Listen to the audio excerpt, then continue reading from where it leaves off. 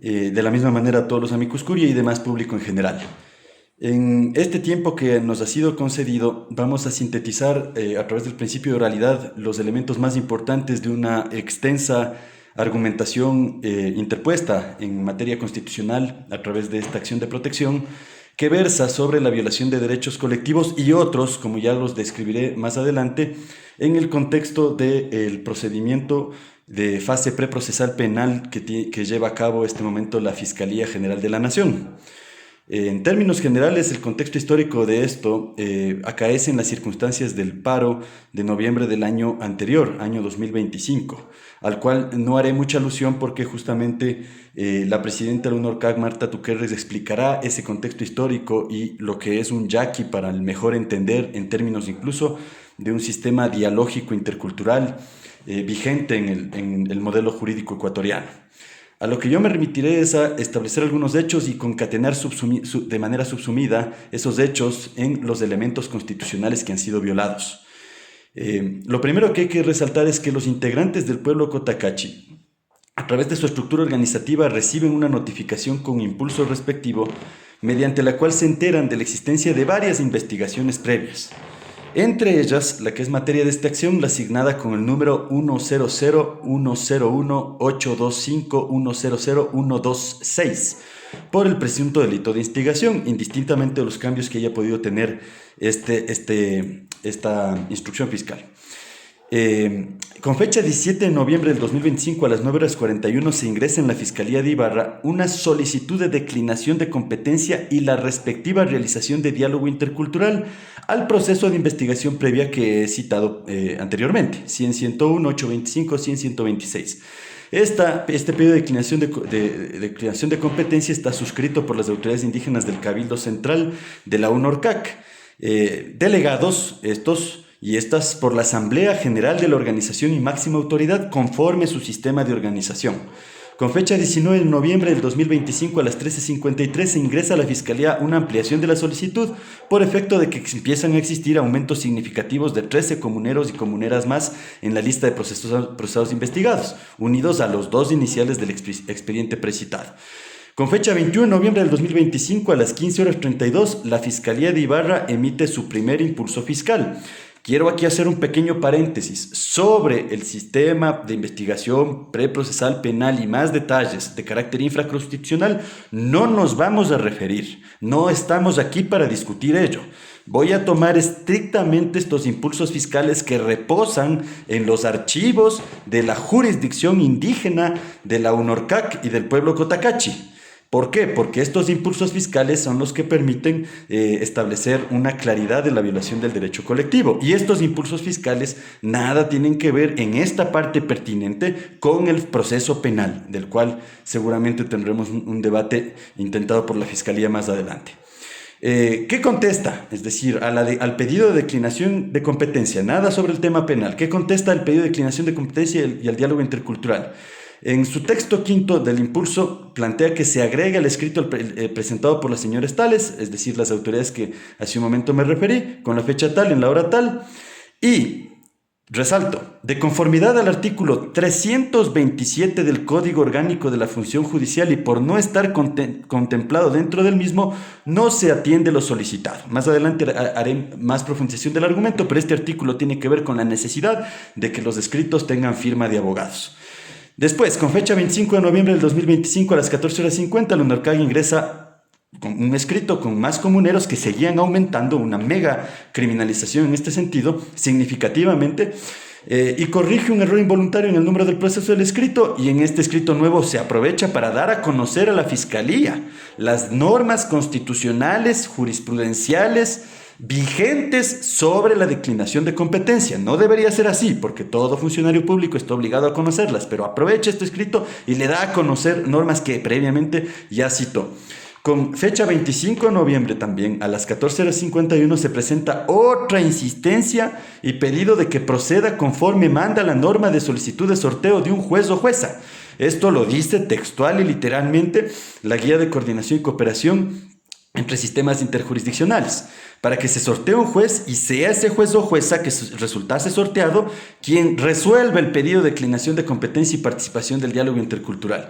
Finalmente, con fecha 27 de noviembre del 2025 a las 12:05 y 14:50 respectivamente, la Fiscalía de Ibarra emite impulsos fiscales, entre los cuales contesta a las dos insistencias que preceden, que he citado previamente, y en los dos pedidos sobre la solicitud de declinación de competencia y diálogo vuelve a ratificar el mismo texto en sus impulsos primero y segundo. De conformidad con el artículo 327 del Código Orgánico de la Función Judicial y por no estar contemplado dentro del mismo, no se atiende lo solicitado, es decir, no responde nada de los argumentos planteados y las normas establecidas sobre la obligación de dar procedimiento.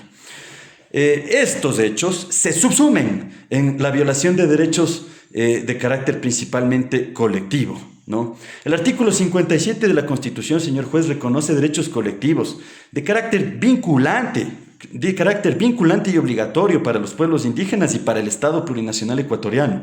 Entre ellos, la conservación, el ejercicio de sus propias formas de organización y autoridad. Esto lo tenemos en el numeral 9 del artículo 57. Creación, aplicación de su derecho propio, numeral 10 del artículo 57. En este caso analizado, la negativa y la reiteración de negativa del fiscal a recibir una solicitud presentada por autoridades indígenas bajo el argumento de la firma de un abogado constituye una vulneración directa de estos derechos porque impone un requisito ajeno al sistema normativo y cultural. El requisito que está planteando el señor fiscal es propio del sistema ordinario y efectivamente todos nosotros en el sistema ordinario requerimos de la suscripción de un abogado. Los pueblos no tienen la cultura de tener un abogado, suboralidad. Esto lo tengo que decir a pesar de que por eso se pedía un diálogo intercultural, para que la Fiscalía conozca en qué consisten las costumbres de los pueblos. Su oralidad es su abogacía, si queremos verlo en términos análogos. Esta exigencia deslegitima a la autoridad indígena, condiciona su reconocimiento a parámetros del derecho estatal y limita la capacidad de interactuar directamente con instituciones públicas, reduciendo el ejercicio a un plano meramente simbólico. También esto obstaculiza el ejercicio del derecho propio porque no permitió activar un mecanismo que no sabemos si se va a decidir que sea aceptado o no. Eso no es lo que venimos a discutir aquí en la cancha constitucional. Eso se discute conforme las normas en el respectivo juez que tenía que ser sorteado, es decir, la declinación de competencia. Pero favorece, lamentablemente, de facto, a la jurisdicción ordinaria sobre la indígena, es decir, crea una jerarquía, construye una jerarquía impuesta, que además, si bien sabemos que la Fiscalía tiene importantes campos durante la fase de investigación preprocesal para poder no justificar como quisiéramos y motivar los elementos de cada decisión, y recibimos generalmente de Fiscalía 1 o 2 líneas, lo entendemos por la carga procesal, pero dadas las circunstancias y la insistencia, algo más que las mismas 2 líneas tenía que decirse para entender a la Fiscalía por qué está negando un derecho, el procedimiento para un derecho colectivo, ¿no? Indistintamente de que este se acepte o no, insisto. Entonces, por lo tanto, esa jerarquía contraría los principios de interculturalidad y plurinacionalidad que están reconocidos en la Constitución y una línea gruesa, fuerte, jurisprudencial de la Corte Constitucional, porque transforma, y quiero que esto se resalte, transforma el reconocimiento constitucional que debería haber en una concesión condicionada. Cítese el estándar, concesión condicionada que no debería darse en un Estado plurinacional. Esta actuación estatal reproduce una lógica de subordinación, asimilación incompatible con ese Estado plurinacional, genera un impacto estructural que desincentiva el ejercicio de la autonomía indígena. No existe justificación constitucional para una afectación de este tipo, este y otros derechos fundamentales. La restricción que acabamos de describir es desproporcionada y configura una violación directa, continuada, actual a los derechos de los pueblos indígenas, señor juez. Pero obviamente este argumento no se agota ahí. También viola el derecho a la seguridad jurídica. El artículo 82, como todos lo conocemos en tanto juristas, plantea a través de la Constitución que las autoridades actúan conforme a normas claras, previas, aplicables. En este caso, el fiscal impuso un requisito inexistente en la relación interjurisdiccional, el patrocinio de un abogado. Para recibir una solicitud de declinación de competencia no se necesita tal, no está puesto en ninguna norma y además está lo contrario. Esta actuación arbitraria rompe la previsibilidad y la coherencia del sistema jurídico. ¿Por qué? Porque se agrava cuando viola la resolución 053-2023. Esta resolución, taxativamente, textualmente, esta resolución vigente, por eso hablo de seguridad jurídica, plantea un procedimiento a seguir, una norma vigente que establece cuál es el camino para las solicitudes de declinación de competencia.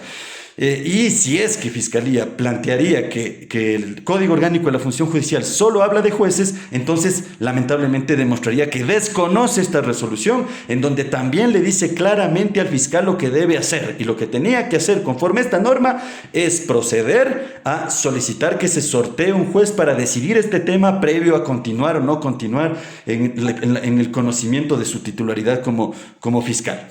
Entonces, por lo tanto, este deber de patrocinio legal desconoce reglas, desconoce precedentes constitucionales, cito textualmente caso Xiña, caso Unión Venecia Quequiube, entre otros. Sí, este desconocimiento de reglas genera incertidumbre e impide el ejercicio del derecho propio, afectando gravemente la seguridad jurídica. También viola principios fundamentales del constitucionalismo ecuatoriano y vigentes en nuestro modelo constitucional. Interculturalidad, plurinacionalidad y el derecho al diálogo intercultural que ya se encuentra vigentes después del caso Guaorani y también del protocolo de diálogo intercultural constante también en la resolución 053. El artículo 1 de la Constitución establece que el Ecuador es un Estado intercultural y plurinacional. No se puede violar eso. Si alguien quiere o está en contra de eso, tiene que cambiar la Constitución, cosa que no ha sucedido. Lo que obliga entonces a las autoridades a respetar y coordinar con los sistemas jurídicos indígenas. La exigencia de requisitos ajenos al derecho propio plantea una lógica monocultural que desconoce la igualdad entre jurisdicciones y vulnera principios estructurales. De igual manera, las autoridades indígenas solicitaron expresamente la activación del diálogo intercultural previsto en la resolución precitada 053-2023.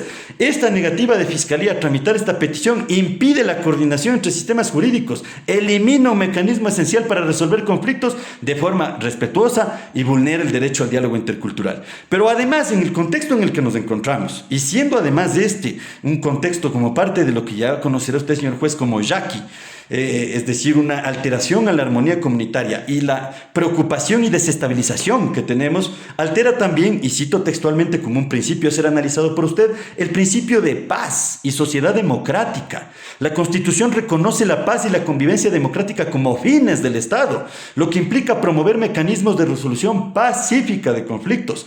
En este caso, la negativa a tramitar la declinación y activar el diálogo cierra los canales institucionales de coordinación y aumenta la conflictividad entre el Estado y la comunidad indígena, porque usa el derecho punitivo, el derecho penal, que además, derecho penal que está constitucionalizado, pero que dentro de su propia existencia en el Código Orgánico Integral Penal se habla de la mínima intervención penal, justamente porque el derecho penal es definitivamente un instrumento importante, pero no es el primero a ser usado para alcanzar la paz social. Estos dos conceptos, es decir, la armonía indígena y la paz social, son conceptos muy parecidos, pero cuando coordinan, cuando dialogan.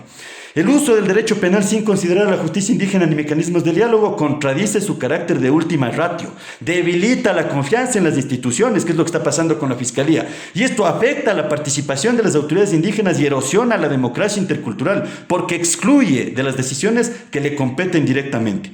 Hay una dimensión sustantiva del debido proceso. El debido proceso en su dimensión sustantiva, y esto también lo precito para que sea analizado como un argumento relevante de su parte, señor juez, exige que las actuaciones estatales sean razonables, proporcionales y respetuosas del marco constitucional.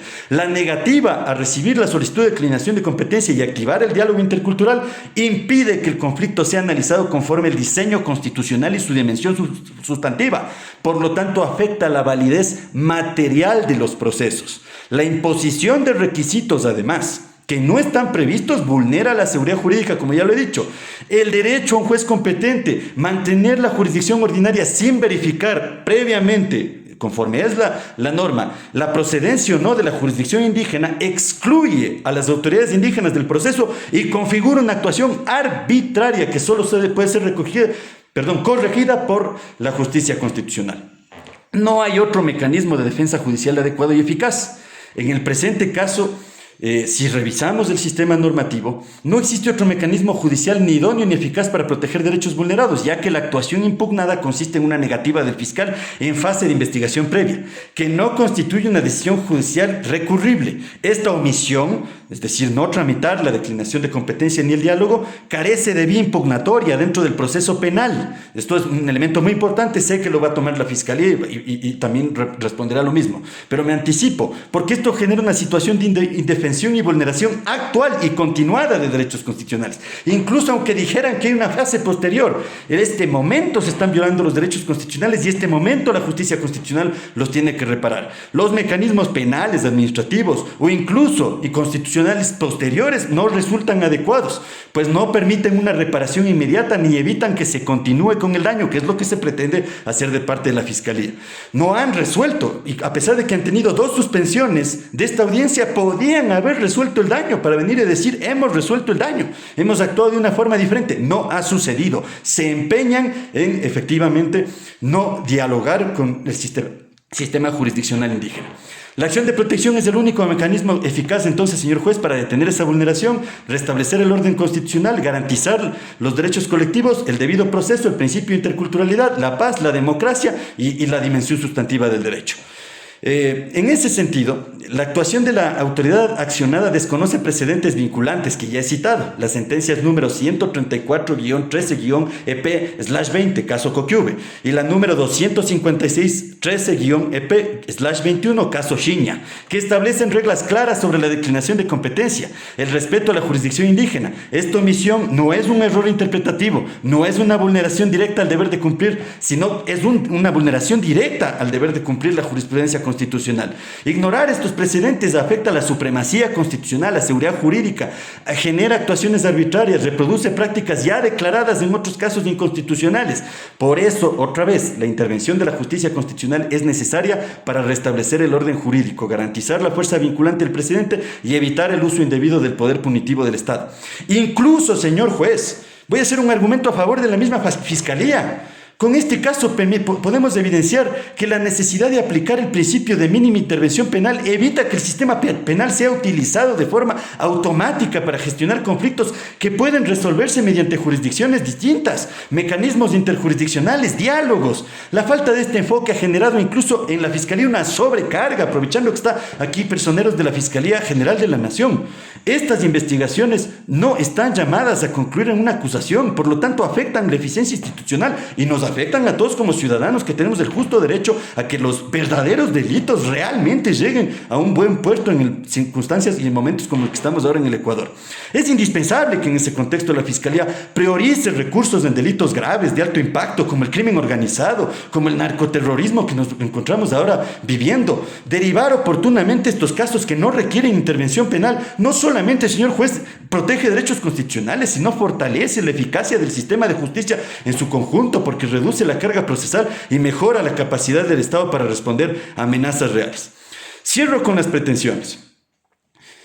Primero que nada, en virtud de todos los fundamentos que en esta intervención he asociado y he subsumido en la argumentación jurídica usted presentada, de hecho y de derecho, solicitamos en sentencia que se declare la vulneración de los derechos constitucionales de los accionantes, la vulneración al derecho propio, a la seguridad jurídica, la vulneración y violación a principios como la interculturalidad, la plurinacionalidad, pero incluso se puede ir más allá en el marco constitucional, que se discuta en su sentencia sobre la paz, sobre la sociedad democrática, sobre la dimensión sustantiva del debido proceso.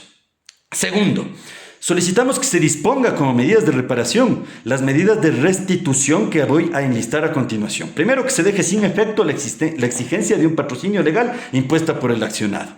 Segundo, que se ordene al fiscal recibir y tramitar de inmediato la solicitud de declaración de competencia presentada por las autoridades indígenas para que sea una autoridad judicial conforme a las normas citadas quien decida.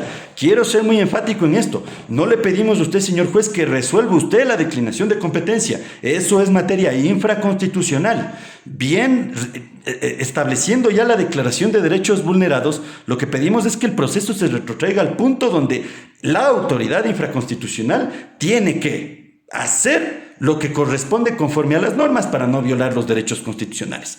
Tercero, pedimos que se ordene la práctica de un diálogo intercultural porque a todas luces no se está comprendiendo qué es un abogado en una cultura y qué es un abogado en otra cultura.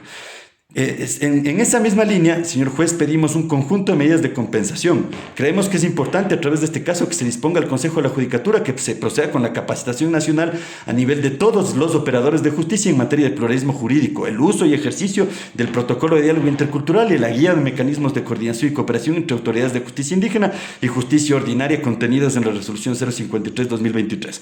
Como medidas de satisfacción, que se pidan disculpas públicas al pueblo cotacachi, que se publique en el diario de mayor circulación, al menos local, y en la página web de la Fiscalía en el plazo máximo de 15 días, luego de haberse concedido la garantía que se demanda. Esta disculpa deberá mantenerse en la página por un plazo razonable que usted considere.